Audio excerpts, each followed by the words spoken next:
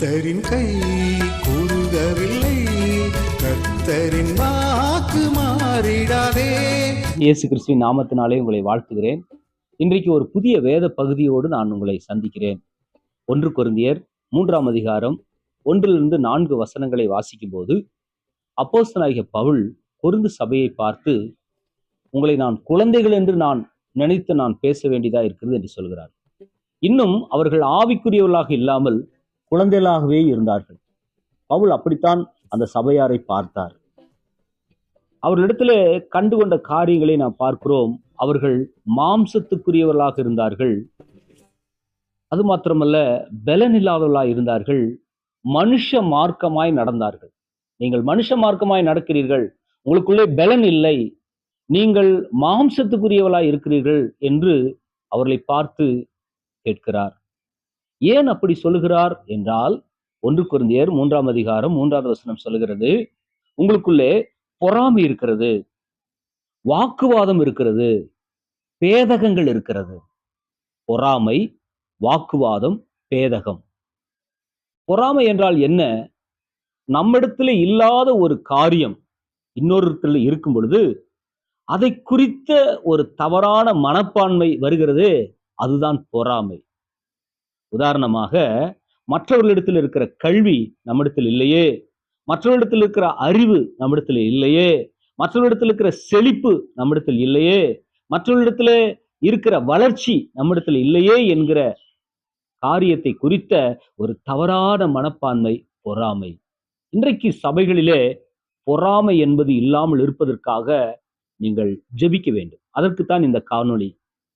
சபைகளிலே பொறாமையை தேவன் ஒழிக்க வேண்டும். இரண்டாவதாக, வாக்குவாதங்கள். வாக்குவாதங்கள், சபைகளுக்குள்ளே வாக்குவாதங்கள். வாக்குவாதங்களிலே 2 வாக்குவாதம் இருக்கிறது. ஒன்று ஆரோக்கியமான வாக்குவாதங்கள், இன்னொன்று முறையற்ற வாக்குவாதங்கள். ஆரோக்கியமான வாக்குவாதங்களை வைக்கும் பொழுது கருத்துக்களை நாம் பரிமாறுகிறோம். ஒருவருக்கொருவர் கருத்துக்களை காதிலே கேட்டு அந்த கருத்துக்களை நாம் அலசி ஆராய்ந்து பல புதிய தீர்மானங்களை எடுக்கிறோம். நல்ல விளைவுகளை அது உருவாக்குகிறது. ஆனால் முறையற்ற வாக்குவாதங்கள், வீணான சத்தங்கள், பொறாமை நிறைந்த வாதங்கள், தன்னுடைய கருத்துதான் சரி என்கிற அந்த வாதம், இப்படிப்பட்ட வாக்குவாதங்கள் ஒருவருக்கொருவர் முரண்பாடுகளை கொடுத்து, கஷ்டங்களை கொடுத்து, வருத்தங்களை கொடுத்து, பிரிவுகளை கொடுத்து மாறுகிறது.